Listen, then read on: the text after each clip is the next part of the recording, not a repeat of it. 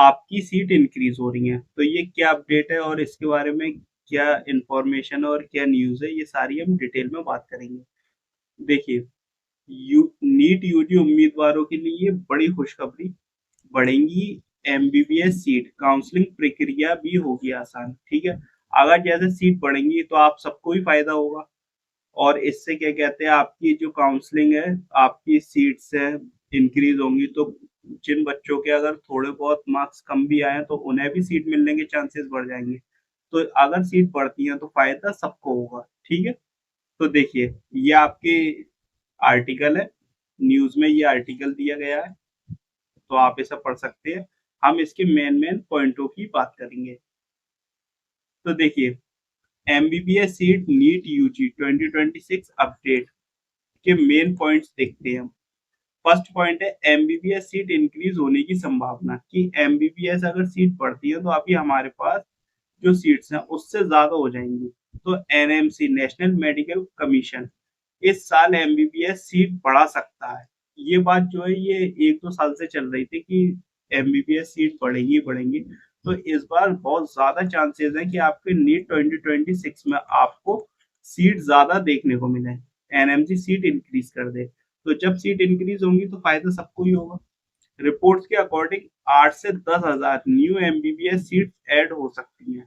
अगर ये new MBBS seats add होंगी तो अभी जो हमारे पास एमबीबीएस सीट है वो 1.29 लाख है। ठीक है, 1,29,000 है। अगर बढ़ गई तो लगभग 1,40,000 के आसपास तक पहुंच सकती है। यानी कि आप मान सकते हैं कि 8 से 10 हजार सीट हमारी इंक्रीज होंगी। अब गवर्नमेंट कॉलेज में ज्यादा एडमिशन चांसेस रहेंगे। जब सीट्स फिल बढ़ेंगी तो कुछ सीट्स गवर्नमेंट को दी जाएंगी, कुछ प्राइवेट को। और जब गवर्नमेंट को दी जाएंगी तो जाहिर सी बात है कि सीट्स में ज्यादा फायदा रहेगा, इंक्रीज होंगी। नए मेडिकल कॉलेज और एग्जिस्टिंग कॉलेज की सीट एक्सपेंशन की वजह से गवर्नमेंट एमबीबीएस सीट्स भी बढ़ सकती हैं। ठीक है, इससे स्टूडेंट के गवर्नमेंट मेडिकल कॉलेज मिलने के चांसेस इंप्रूव होंगे। नीट यूजी 2026 रिजल्ट की अगर हम बात करें कि नीट 2026 का रिजल्ट कब आ रहा है, तो नीट यूजी 2026 का रिजल्ट 20 जुलाई 2026 तक अनाउंस होने की एक्सपेक्टेशन बताई गई है। यानी कि 20 जुलाई तक आपका रिजल्ट आ सकता है।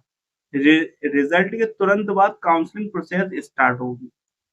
सीट मैट्रिक्स से जल्दी रिलीज हो सकता है। जो आपका, अगर ये सीट बढ़ाते हैं तो ये वाला सीट मैट्रिक्स आपका जल्दी रिलीज हो सकता है। एनएमसी काउंसलिंग से पहले official MBBS seat matrix release कर सकता है। अब जैसे कि ये सीट मैट्रिक्स रिलीज करेगा, इससे स्टूडेंट को पहले ही पता चल जाएगा कि किस स्टेट और कॉलेज में कितनी सीट्स अवेलेबल है। तो जैसे ही ये सीट मैट्रिक्स रिलीज करेगा तो हमको ये पता चल जाएगा कि किस स्टेट में किस कॉलेज में कौन सी सीट्स बढ़ी है, गवर्नमेंट को मिली है वो सीट, प्राइवेट को मिली है। तो सीट्स तो बढ़ना चाहिए क्योंकि सीट्स हमारे पास कम है। काउंसलिंग प्रोसेस इजी होने की संभावना, अब काउंसलिंग प्रोसेस जो है वो भी इजी हो जाएगी। काउंसलिंग को ट्रांसपेरेंट और ऑनलाइन बनाने की प्लानिंग चल रही है। ऑल इंडिया कोटा 15% और स्टेट कोटा 85% की इंफॉर्मेशन एक ही प्लेटफॉर्म पर मिल सकती है। यानी कि जो हमारी ऑल इंडिया कोटा है और स्टेट कोटा है उसकी सारी इंफॉर्मेशन एक ही प्लेटफॉर्म पे मिल जाए तो इससे बेहतर बात क्या है। इससे सीट ब्लॉकिंग और कंफ्यूजन कम हो सकती है। जो जैसे कि बच्चे सीट ब्लॉक कर लेते हैं और जो कंफ्यूजन होता है कि किसको कहाँ सीट मिली किधर मिली, वो सारे कंफ्यूजन दूर हो जाएंगे। 6 पॉइंट है काउंसलिंग कोटा। काउंसलिंग कोटा कैसे रहता है मैं आपको बता दूं। जो 15% ऑल इंडिया कोटा की सीट्स होती है उन पर एमसीसी कंडक्ट कराएगा काउंसलिंग। 85% जो होता है वो स्टेट कोटा के पास होता है। हर स्टेट की काउंसलिंग अथॉरिटी कंडक्ट करेगी। यानी कि 85% जो सीट्स है, यूपी में है तो यूपी कराएगी, राजस्थान है तो राजस्थान कराएगी, बिहार है तो बिहार कराएगी। 85% सीट्स पर वो ही काउंसलिंग कराएगी और 15% सीट्स पर आपके एमसीसी कराएगी। ऑल ओवर इंडिया में अगर हम करंट सीट डिस्ट्रीब्यूशन की बात करें, जो अभी हमारे पास फिलहाल में सीट्स मौजूद है वो किस तरीके से डिस्ट्रीब्यूट है, तो टोटल एमबीबीएस सीट्स हमारे पास 1,29,603 है। ठीक है। गवर्नमेंट मेडिकल कॉलेज के पास 63,683 है, यानी कि 63,683 सीट्स हमारी गवर्नमेंट है, जीएमसी को मिली है। और प्राइवेट एंड डीम्ड कॉलेज को 65,920 सीट्स मिली है। ठीक है।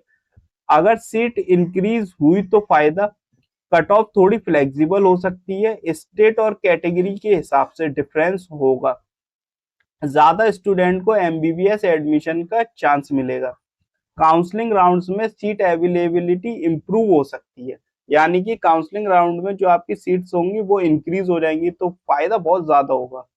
जिन बच्चों के 1-2 नंबर से सीट से रह जाती हैं तो उनको तो हाल मिलेगी, जब सीट इंक्रीज हो गई तो वो काउंसलिंग थोड़ी और नीचे आएगी, तो इससे तो बहुत फायदा मिलेगा ना अगर सीट बढ़ती है। और मैं तो उम्मीद कर रहा हूँ कि सीट बढ़ा ही दें तो बेहतर है, क्योंकि काफी 1-2 साल से ये बात चल रही है, क्योंकि सीट्स हमारे पास कम है। 10,000 सीट की इंक्रीजमेंट पहले भी चल रही थी कि बढ़ाएंगे, अब अगर इस साल ये बढ़ा देते हैं तो बहुत अच्छी बात है, और इस साल मुझे उम्मीद है कि ये बढ़ा देंगे, क्योंकि जितना एनटीए ने इस बार ड्रामा किया है उसके अकॉर्डिंग तो सीट्स इंक्रीज होंगी होंगी। ये सब अपने।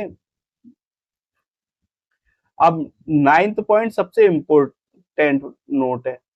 8,000 10,000 सीट इंक्रीज और 1,40,000 सीट की बात ऑफिशियली कंफर्म नहीं हुई है, मतलब ये ऑफिशियली कंफर्म नहीं है, ये मीडिया रिपोर्ट्स और एक्सपेक्टेशन पर बेस्ड है। यानी कि ये जितनी भी बातें सीट्स बढ़ेंगी या नहीं बढ़ेंगी, ये ऑफिशियली कंफर्म नहीं है, ये मीडिया रिपोर्ट्स और एक्सपेक्टेशन पर बेस्ड है। फाइनल सीट मैट्रिक्स और एग्जैक्ट नंबर एनएमसी और एमसीसी के ऑफिशियल नोटिफिकेशन के बाद ही कंफर्म होगा। तो ये जितनी भी सीट्स बढ़ने की बात है जो चल रही हैं वो अभी ऑफिशियली कंफर्म नहीं है। ये कंफर्म कब होगी, जब एनएमसी या एमसीसी अपना एक ऑफिशियल नोटिफिकेशन दे दे कि भाई 10,000 सीट्स या हमने 1,40,000 सीट्स कर दी, अब आप की बढ़ चुकी हैं, और वो दे दे कि गवर्नमेंट में हमारे पास कितनी सीट्स है और प्राइवेट में कितनी है। तो ये एक्सपेक्टेशन बेस्ड है और मीडिया रिपोर्ट्स पर आधारित बात है। अब सीट बढ़ती है नहीं बढ़ती, ये डिसाइड करने वाला कौन है, एनएमसी और एमसीसी। ये डिसाइड करेंगे कि सीट बढ़ाएं या ना बढ़ाएं, और उम्मीद तो लगाई जा रही है कि सीट बढ़ेगी ही बढ़ेगी। और अगर सीट बढ़ेगी तो इसका फायदा सब बच्चों को ही मिलेगा जिनके 1-2 नंबर से सीट रह जाती है। बहुत अफसोस होता है, वो कहते हैं यार 1 नंबर और ज्यादा होता या 2 नंबर ज्यादा होते तो मुझे सीट मिल जाती, मेरी रह गई। तो ये जब बढ़ेंगी तो इससे फायदा होगा ही होगा, तो उन बच्चों को सीट्स मिलेंगी। ठीक है। इसके अलावा अगर आपको कोई डाउट है या क्वेश्चन है तो कमेंट करें, वीडियो को लाइक करें, शेयर करें, चैनल को अगर आपने अभी तक सब्सक्राइब नहीं किया तो सब्सक्राइब करें। एंड थैंक्स फॉर वॉचिंग, और हाइप भी कर दीजिएगा।